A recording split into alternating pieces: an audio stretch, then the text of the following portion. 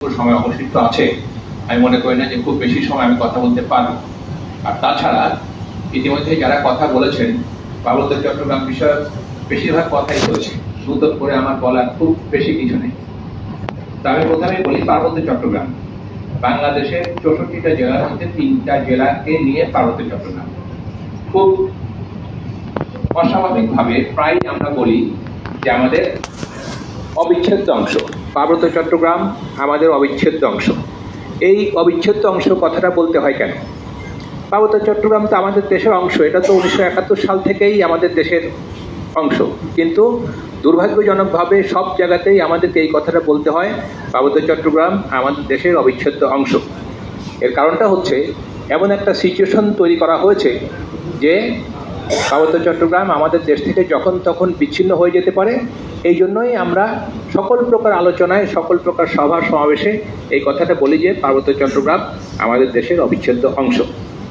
এখন পার্বত্য চট্টগ্রামের গুরুত্ব নিয়েও আমি খুব বেশি কথা বলতে চাচ্ছি না। আমাদের ভূ রাজনৈতিক এবং কৌশলগতভাবে পার্বত্য চট্টগ্রামের ব্যাপক গুরুত্ব আছে, আমাদের একজন আলোচক আলোচনা করেছেন, সেই কথাতে আমি যাচ্ছি না। আমি যদি পার্বত্য চট্টগ্রামের মূল্য নিয়ে কথা বলি, আপনারা জানেন পার্বত্য চট্টগ্রামের আয়তন অনেকেই জানেন, আমি বলি 13,195 বর্গ কিলোমিটার। তো 13,195 বর্গ কিলোমিটার মানে বাংলাদেশের 10 ভাগের 1 ভাগ কম বেশি। এখন এই 13,195 বর্গ কিলোমিটার জায়গা আসলে কতটুকু? এই জায়গাটুকু 18টা সিঙ্গাপুরের সমান। আমরা আমাদের দেশের মেইন স্ট্রিম পপুলেশন তারা খুব বেশি কিন্তু পার্বত্য চট্টগ্রাম নিয়ে ভাবেন না।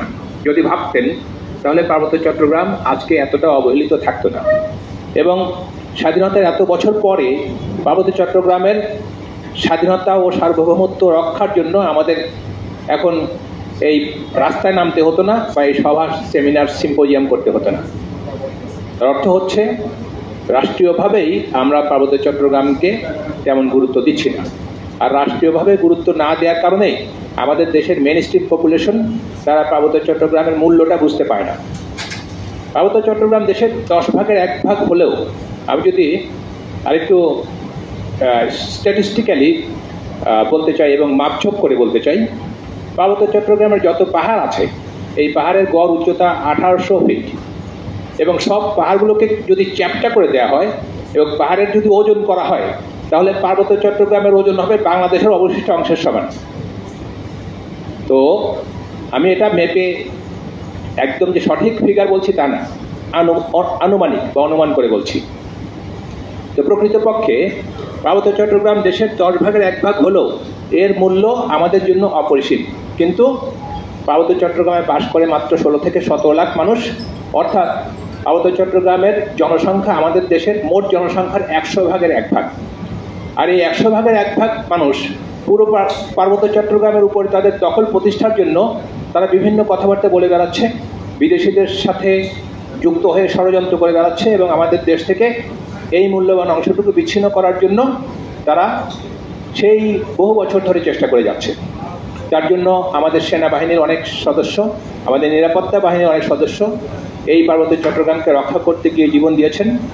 অনেক মানুষ শুধুমাত্র তাদের সাথে রক্তক্ষয়ী সংঘর্ষে যে নিহত হয়েছেন তাও না, বহু মানুষ পার্বত্য চট্টগ্রামে, আমরা যারা চাকরি করেছি আমরা কঠিন ম্যালেরিয়ায় আক্রান্ত ছিলাম, অনেক মানুষ পার্বত্য চট্টগ্রামে মারা গিয়েছে, অনেকের সেরিব্রাল ম্যালেরিয়া হয়ে অঙ্গহানি হয়েছে, অনেকের পার্বত্য চট্টগ্রামেই মৃত্যুবরণ করতে হয়েছে, অনেককে পরেও পার্বত্য চট্টগ্রাম থেকে বের হয়ে বাইরে গিয়ে মৃত্যুবরণ করতে হয়েছে।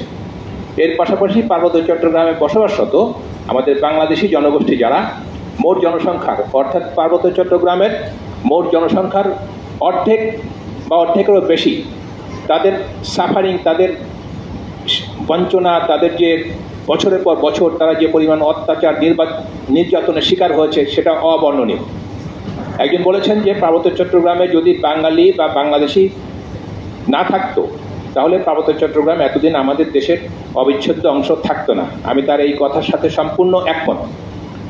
এবং ওই সময়ে আমাদের তৎকালীন নেতা শহীদ রাষ্ট্রপতি জিয়াউর রহমান তার এই দূরদৃষ্টির কারণেই কিন্তু পার্বত্য চট্টগ্রামে এখনও বাংলাদেশি জনগোষ্ঠী আছে এবং আমি তাদের প্রতি কৃতজ্ঞতা প্রকাশ করি। আমি একসময় পার্বত্য চট্টগ্রামের জিওসি ছিলাম প্রায় 2.5 বছর। 2020 সালের শেষ পর্যন্ত 2018 থেকে, তখন আমি বাঙালি জনগোষ্ঠীর বিভিন্ন দুর্দশার বিষয়টি জেনেছি, দেখেছি খুব কাছে থেকে। তার আগেও আমি পার্বত্য চট্টগ্রামে আরও 2-3 বছর চাকরি করেছি, 2-3 বার। তো সব কিছু মিলেই পার্বত্য চট্টগ্রামের বিষয়ে আমাদের বাঙালি জনগোষ্ঠীর যে অবদান, এটা স্বর্ণাক্ষরে লিখে রাখার মতো, এবং আমি তাদের প্রতি মনে করি পুরো দেশবাসীর কৃতজ্ঞতা প্রকাশ করা উচিত। তারা যে পরিমাণ কষ্ট করেছে, যে পরিমাণ সাফার করেছে পার্বত্য চট্টগ্রামের জন্য। এখন অনেকেই বলতে পারেন যে পার্বত্য চট্টগ্রামে অন্যান্য পাহাড়ি জনগোষ্ঠী যারা আছে তাদের সাথে আমাদের সম্পর্ক বা তাদের প্রতি আমাদের টান মমতা কতটুকু। আমি বলতে চাই অনেক। একটু আগে একজন বলেছেন, শাহাদত স্যার বলেছেন যে আমরা তাদের ভালোবাসি, অথবা কতটুকু ভালোবাসি। আমি মনে করি আমরা তাদেরকে অনেক ভালোবাসি। তাদের জন্য আমাদের যে মায়া মমতা, এটি কোনোভাবেই কখনোই বাংলাদেশি জনগোষ্ঠীর থেকে কম ছিল না, বরং বেশি ছিল অনেক ক্ষেত্রে।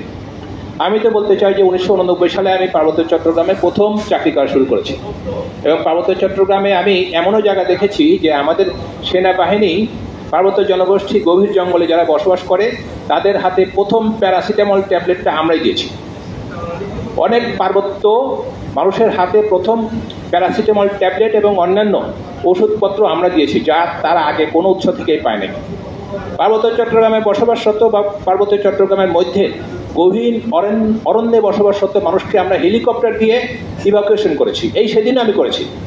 2020 সালে আমি পার্বত্য চট্টগ্রামে জিওসি থাকাকালীন একজন প্রসূতি মহিলা পাহাড়ি, তাকে আমরা হেলিকপ্টার যোগে স্থানান্তর করে সম্মিলিত সামরিক হাসপাতাল চট্টগ্রামে চিকিৎসা দিয়েছে এবং তার জীবন বাঁচিয়েছি। ভাল্লুকের কামড়ে আক্রান্ত একটা ছোট পাহাড়ি বাচ্চাকে আমরা হেলিকপ্টার দিয়ে ইভাকুয়েশন করেছি।